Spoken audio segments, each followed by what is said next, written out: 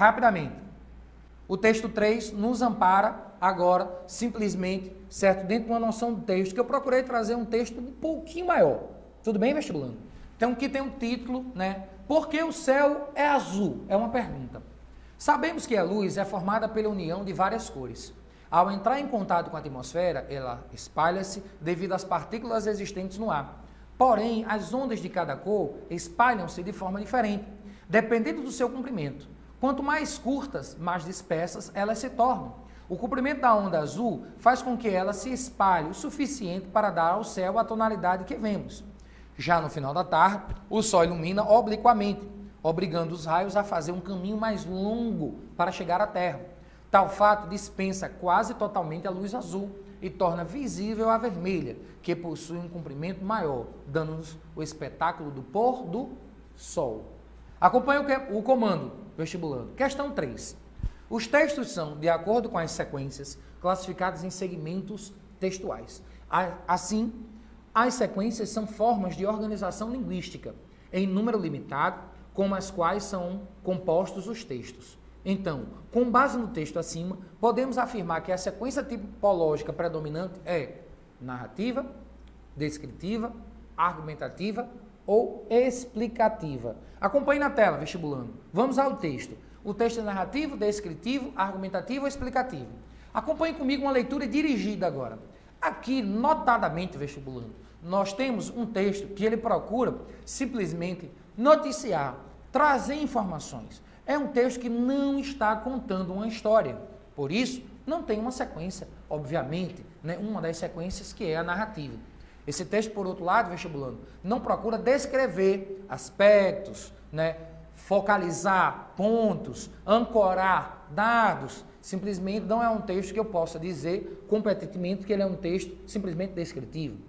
Esse texto também, vestibulando, observe, ele não procura convencer você a mudar de atitude ou de postura. É um texto, então, professor, que ele procura fazer o quê? Ele explica as informações. Ele procura explicar para o seu leitor todo o contexto temático abordado pelo texto. Por que o céu é azul? E simplesmente agora vem a resposta a esse porquê. A sequência explicativa, vestibulando, ela é muito usada principalmente para a de humanas, né? Quem vai fazer humanas 1, humanas 2, né? E algumas provas que são ou que requerem aí a noção de cálculo para o aluno. Como o ano passado, por exemplo, a prova na área de medicina, né? A prova que tinha a questão de química, na disciplina química, a questão número 5, que pedia um cálculo e pedia automaticamente um texto que explicasse aquele cálculo.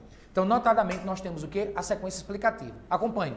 Por que o céu é azul? Agora nós vamos situar, vamos contextualizar. Sabemos que a luz é formada pela união de várias cores.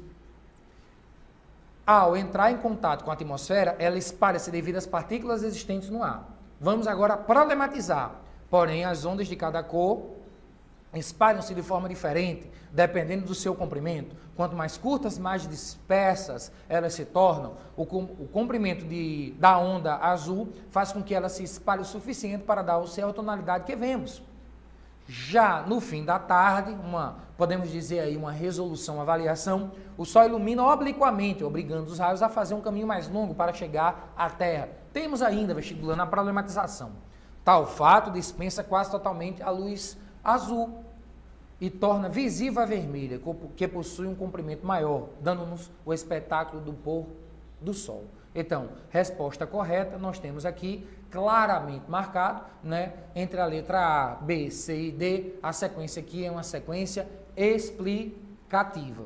Tudo bem, vestibulando? Então, eu quero que você repare, então vamos aproveitar o nosso tempo, finalizando a sequência explicativa.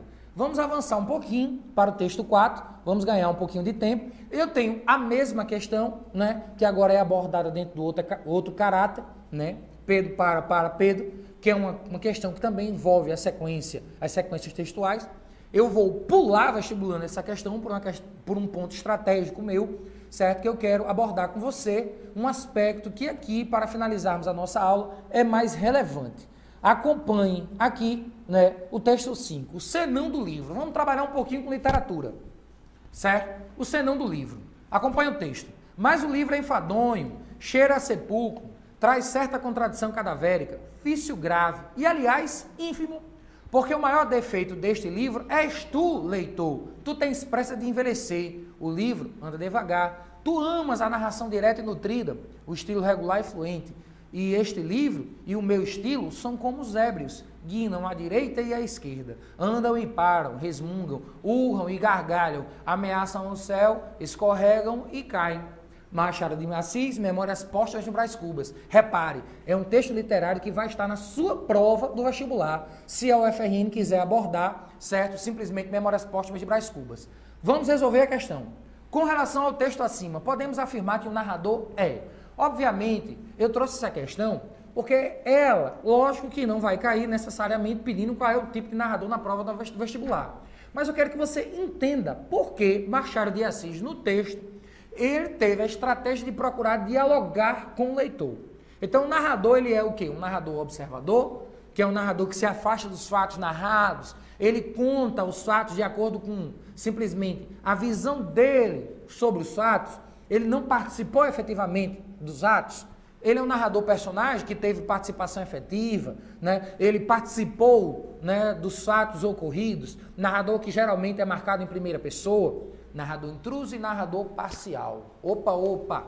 Narrador intruso, o que é o narrador intruso então? É aquele narrador vestibulando, que ele tem a oportunidade, diante do texto, certo, de interferir na vida das personagens. Como assim interferir na vida das personagens, professor? Repare bem, já foi também cobrado no vestibular da UFRN, certo? Um texto que é de Ariano Suassuna, O Alto da Compadecida, em que Nossa Senhora se compadece.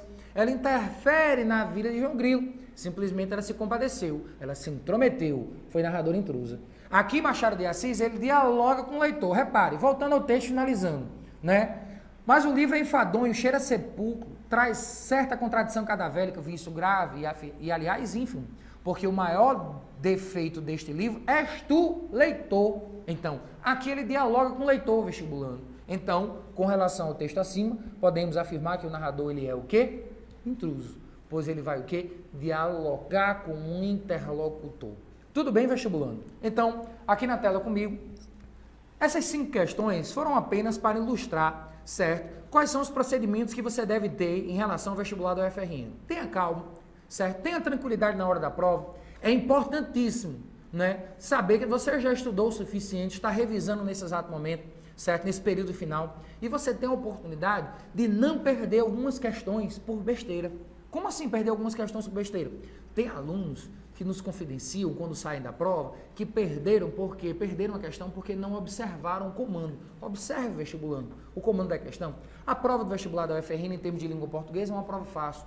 É uma prova, lógico, fácil para quem estudou, obviamente, mas é uma prova que tem toda a oportunidade de cobrar do aluno o conhecimento que ele adquiriu ao longo do tempo. Então, eu espero que a nossa aula de hoje, né, tenha ajudado um pouquinho mais, contribuído um pouco, né, trazido aí reflexões que possam ajudar você, vestibulando. Que esse trabalho aqui é fruto, ele é feito para isso, ele é feito para ajudá-lo, para conquistar essa vitória junto a você, né? Porque a sua vitória é a nossa vitória. E pode contar aqui conosco, né, com os alunos do professor Luiz Carlos, são mais de 700 aulas e nós estamos aqui para isso, para ajudá-lo. Então, até o nosso próximo encontro. Boa sorte, sucesso sempre e um forte abraço.